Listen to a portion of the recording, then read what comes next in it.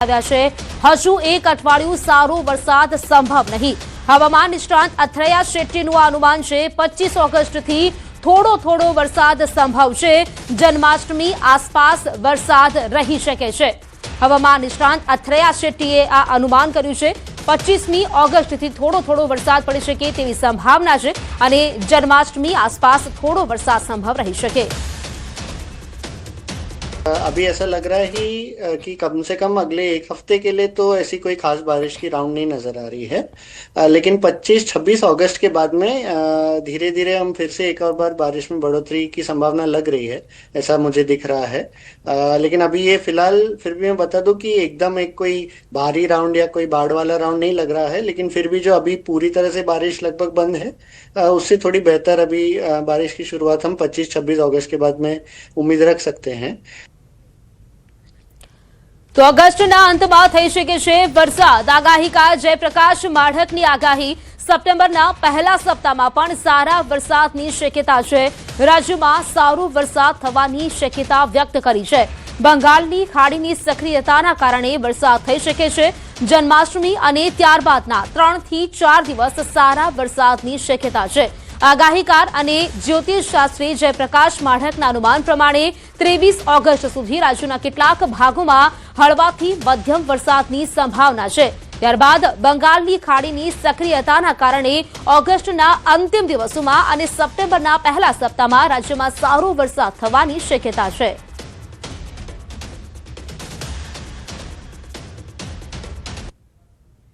બનાસકાંઠા બાદરગઢ ગ્રામસભાનો ઐતિહાસિક નિર્ણય। 1 સપ્ટેમ્બરથી ગામમાં ગુટકા પડીકા પર પ્રતિબંધ મૂકવામાં આવ્યો છે। દારૂના વેચાણ પર પણ સંપૂર્ણ પ્રતિબંધનો નિર્ણય કર્યો છે। દારૂ વેચાણ કરતા પકડાશે તો કાર્યવાહી કરવામાં આવશે। વેચાણ કરનારને 1000 દંડની જોગવાઈ છે। વેચાણ કરનારનું નળ અને વીજ કનેક્શન કપાશે।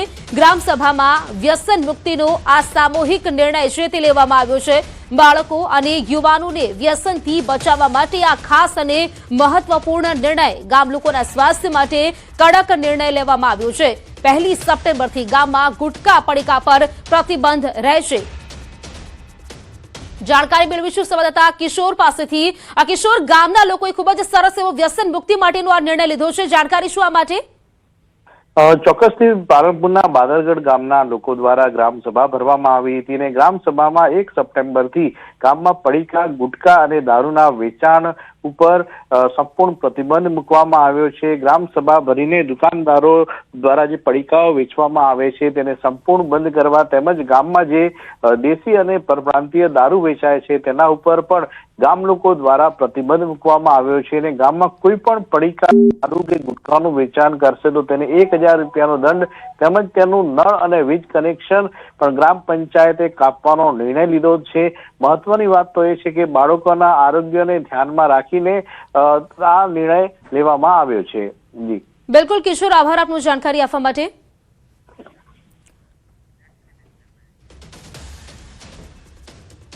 વગર વરસાદથી અમદાવાદ ફરી ભુવા નગરી બન્યું। બાંસી સર્કલ પાસે રોડ ધસી પડતા પીક અવર્સમાં ટ્રાફિકના ચક્કા જામ થયો છે। સવારે 10 વાગે વ્યસ્ત સમયે ભૂવો પડ્યો। વાહન ચાલકો ભારે ટ્રાફિક જામમાં ફસાયા હતા। તંત્રએ તાબડતોબ રિપેરિંગ કામ પણ શરૂ કર્યું છે। શહેરમાં વગર વરસાદથી પણ ભૂવા પડવાનો સિલસિલો યથાવત જોવા મળી રહ્યો છે। 8 જુલાઈ સુધીમાં જ 288 ભૂવા નોંધાયા હતા। આ સાથે 2028 ખાડા ચોપડે ચડી ચૂક્યા છે। 288 ભૂવા છતાં નવા ભૂવા પડતા એએમસીની નબળી કામગીરી સામે ગંભીર સવાલ ઉભા થઈ રહ્યા છે।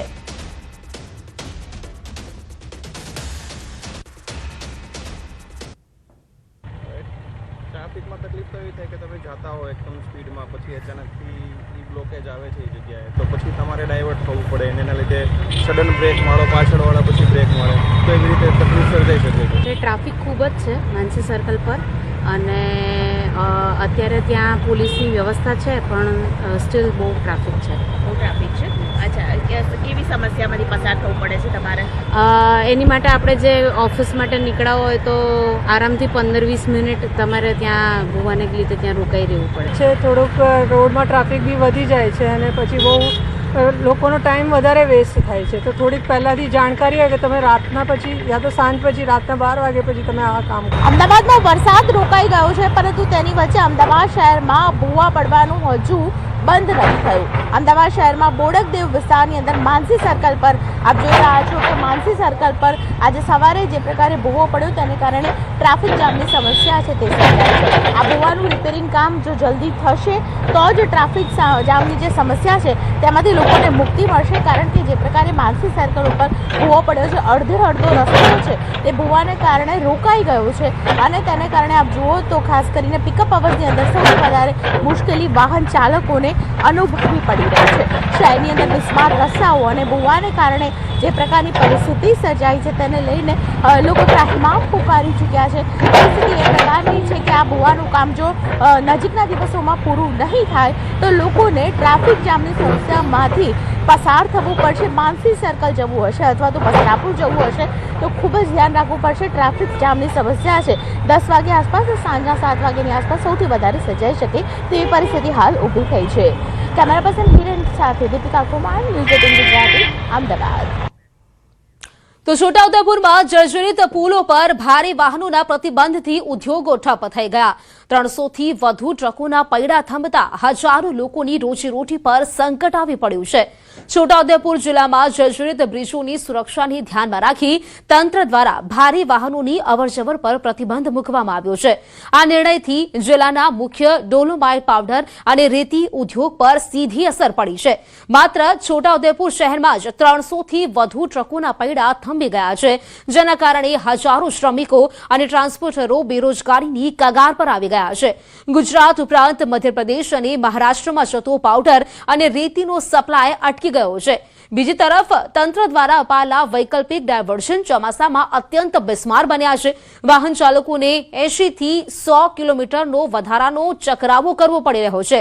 વધતો ખર્ચ અને ઇંધણનો વ્યય પોસાય તેમ ન હોવાથી ટ્રાન્સપોર્ટરો, ડ્રાઈવર અને કંડક્ટરોને છૂટા કરી રહ્યા છે. ખરાબ રસ્તાના ડરે ડ્રાઈવરો પણ વાહન ચલાવવા તૈયાર નથી. આ કપરી સ્થિતિમાં ફેક્ટરી માલિકો અને ટ્રાન્સપોર્ટરોએ વૈકલ્પિક રસ્તા તાકીદે રિપેર કરવાની ઉગ્ર માંગ કરી છે. કે છોટાઉદેપુરથી બરોડા જવું હોય તો બહુ મુશ્કેલી છે ને બિલકુલ હેવી વાહનો માટે તો બિલકુલ બંધ જ છે સાહેબ. કે ગંભીરા બ્રિજ જેવો બ્રિજ આજે માનો કે 1 વર્ષની અંદર એ લોકોએ ત્યાં કામ ચાલુ કરીને અત્યારે પૂર્ણ કરી દીધું છે ને ઓગસ્ટ મહિનામાં ગંભીરા બ્રિજ ચાલુ થઈ જશે. તો આ જે નાનામાં નાનો કે ગંભીરા બ્રિજ છે, ચોથા ભાગનો બ્રિજ છે, એ લોકો આ ભારત નદીવાળો બ્રિજ હજી ચાલુ નથી કરાવી શક્યા. એના માટે થઈને ટ્રાન્સપોર્ટ ઉદ્યોગ પછી મિનરલ ઉદ્યોગને બહુ મોટો ફટકો વાગ્યો છે અને અહીંયા આવવા માટે જે ટ્રકો છે એને 80 થી 90 કિલોમીટરનો રનઅપ થાય છે. તો આવવા માટે રસ્તો એકય ચાલુ છે જ નહીં. જે જાંબુઘોડાવાળો રસ્તો ચાલુ હતો એ બંધ કરી દીધો. અત્યારે અમે રસ્તામાં હેરાન થાય ને પછી છોટાઉદેપુરથી પાછા ભરીને નીકળીએ ને એટલે કયા રસ્તે જવું નહીં અમારું કામ મગજ જ કામ નથી કરતો. માંગ એટલી જ છે કે જેમ બને એમ વહેલા રસ્તા ચાલુ કરે કે ગમે એ બરોબર. ડ્રાઈવર હેરાન, શેઠી હેરાન, કંઈ વધતું નથી. આમ जो हमें डाइवर्जन दिए गए हैं वो डाइवर्जन एक तो बहुत लंबे किलोमीटर्स के हैं और वो भी इतने टूटे हुए हैं कि जहाँ पर 4 व्हीलर नहीं चल सकती है वहाँ पर हमें भारदारी वाहन लेके जाना पड़ रहा है. उसकी वजह से हमें एक्स्ट्रा मेंटेनेंस और एक्स्ट्रा फ्यूल लग रहा है और वो कोई भी हमारी पार्टी वो बेयर नहीं कर रही. तो वो हमारे पे पूरा भार होने की वजह से हमारा बिजनेस बिल्कुल मरण पथारी पर है. तो हमें प्रशासन से यही निवेदन है कि हमारे लिए કોઈ સુગમ માર્ગ ચાલુ કિए જાય. છોટાઉદેપુરમાં ખાલી આ એક ડોલોમાઇટ ઉદ્યોગ હમણાં પરોક્ષ અને પ્રત્યક્ષ રીતે રોજગારીનો મોટામાં મોટો વિકલ્પ છે. જો કાલ ઉઠીને એ બંધ પડી જશે તો ઘણી મોટી રોજગારીની તંગી અછત વર્તાય એમ છે. તો સરકારશ્રીને અમારી વિનંતી છે કે જે બી ડાયવર્ઝન છે એ ડાયવર્ઝનો બી બરાબર બનાવી આપે તાકી આ જે વડોદરાથી અને જે પણ ગાડીઓ આવે છે એ આવી શકે.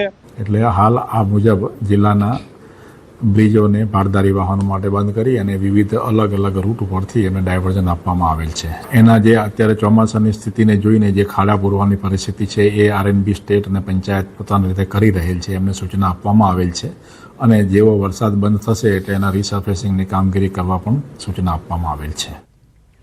વરસાદના વિરામ વચ્ચે વાવ થરાદના ખેડૂતો માટે રાહતના સમાચાર. નર્મદાના નીર પહોંચતા મુરઝાતા મોલને મળ્યું નવજીવન. વરસાદ ખેંચાતા ચોમાસુ પાક સુકાઈ રહ્યો હતો. સિંચાઈ માટે પાણીની તાતી જરૂરિયાત ઊભી થઈ હતી. સરકારે તુરંત નર્મદાની 5 બ્રાન્ચ કેનાલોમાં પાણી છોડ્યું છે. માલસણ અને ઢીમા સહિતની કેનાલોમાં નર્મદાના નીર પહોંચ્યા. કેનાલોમાં પાણી વહેતું થતા ખેડૂતોમાં હરખની હેલી જોવા મળી. પાકને નવું જીવન મળતા ધરતીપુત્રોએ સરકાર, સ્થાનિક ધારાસભ્ય અને વિધાનસભા અધ્યક્ષ શંકરભાઈ ચૌધરીનો આભાર માન્યો. કેનાલમાં પાણી છોડવાથી ખૂબ જ ફાયદો છે, બરાબર. અને આ ધેમા શાખા કેનાલ છે, ખેડ રાસણા સુધી પાણી જાય છે. અને મગફળીને ખેડૂતોને મગફળીમાં ઘણો નુકસાન થતો હતો, ઘણો બાજરીમાં નુકસાન થતું હતું. પણ આ પાણી આવ્યું ત્યાંથી ખેડૂતોને લાભ ખૂબ મળે છે. સરકારનો આભાર માનીએ છીએ. આપણા વિધાનસભાના અધ્યક્ષ શંકરભાઈ સાહેબનો આભાર માનીએ. પાણી છોડાવવા બાબતે ખેડૂતોને પૂરો ફાયદો થશે. રાજકોટ સિવિલ હોસ્પિટલમાં મહિલા રેસિડેન્ટ ડોક્ટર સાથે થયેલી અભદ્રતા અને માર મારવાના મામલે હવે સિનિયર તબીબ વિરુદ્ધ પોલીસ ફરિયાદ નોંધાઈ છે. પ્રદ્યુમનનગર પોલીસ સ્ટેશનમાં ડોક્ટર અશ્વિન રામાણી વિરુદ્ધ બીએનએસની કલમ 115(2), 352 અને 351(2) સહિતની કલમો હેઠળ એફઆઈઆર નોંધવામાં આવી છે. માહિતી અનુસાર 20 ઓગસ્ટની સાંજે ગંભીર હાલતમાં એક વૃદ્ધ મહિલા દર્દીને એમરજન્સી વોર્ડમાં લાવવામાં આવ્યા હતા. દર્દીને વેન્ટિલેટરની જરૂરિયાત હોવાથી મહિલા રેસિડેન્ટ ડોક્ટર ક્રિશા સિંઘાણાએ દર્દીને એમરજન્સીમાં રાખવા રજૂઆત કરી હતી. જોકે દર્દીને જનરલ વોર્ડમાં શિફ્ટ કરવા મુદ્દે બંને તબીબો વચ્ચે બોલાચાલી થઈ હતી. આ દરમિયાન ડોક્ટર રામાણીએ ગાળાગાળી કરી, લાફો માર્યાનો અને ધમકી આપ્યાનો આક્ષેપ છે, જેના વિરોધમાં રેસિડેન્ટ તબીબો ધરણા પર બેઠા હતા. જેમાં ક્રિશાના પિતાએ પોતાની દીકરી સાથે જે બન્યું તેને લઈને રોષ ઠાલવ્યો અને દીકરીની તથા અન્ય ડોક્ટર્સની સલામતીનું શું તેવા સવાલ કરી ન્યાયની માંગ કરી હતી.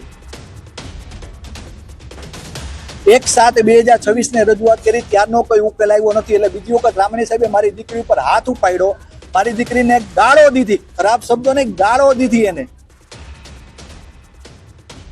જાણકારી મેળવી છું સંવાદદાતા અંકિત પાસેથી. અંકિત, સિવિલમાં મહિલા તબીબને માર મારવાનો મામલો શું છે સમગ્ર મામલો?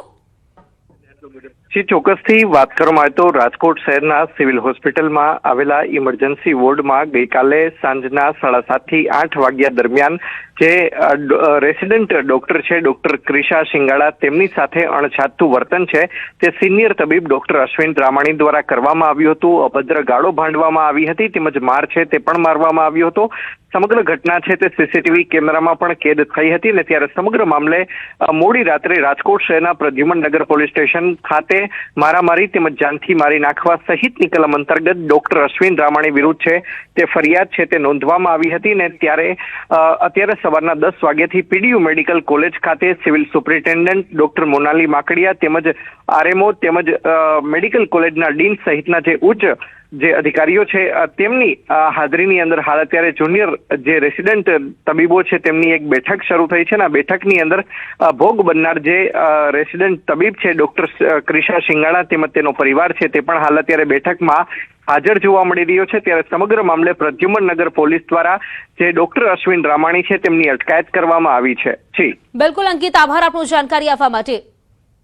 ત્યારે ન્યૂઝ 18 ગુજરાતી હવે આ જ સવાલ કરી રહ્યું છે કે તબીબનું આવું વર્તન કેમ? આ પહેલા પણ એક ઘટના બની ચૂકી છે જેમાં રેગિંગના કારણે, કથિત રેગિંગના કારણે એક ડોક્ટરે પોતાનો જીવ ગુમાવ્યો છે. અને વધુ એક આવી જ ઘટના જેમાં એક સિનિયર ડોક્ટર દ્વારા એક જુનિયર ડોક્ટર પર આ રીતે ક્યાં ગાળાગાળી કરવામાં આવી હોય. ત્યારે ન્યૂઝ 18 ગુજરાતી પણ આ જ સવાલ કરી રહ્યું છે કે રાજકોટ સિવિલમાં કેમ લોલમ લોલ ચાલી રહી છે? આ પ્રકારની ઘટના બની રહી છે. એક ડોક્ટરના પિતા છે તે પણ ધરણા પર બેઠા છે. દર્દી બાદ હવે તબીબ સાથે પણ આવું વર્તન થઈ રહ્યું છે. અત્યાર સુધી આપણે જોતા હતા કે દર્દીઓ સાથે આ જે વર્તન થતું હતું, પરંતુ તેવું જ વર્તન હવે તબીબો સાથે પણ થઈ રહ્યું છે.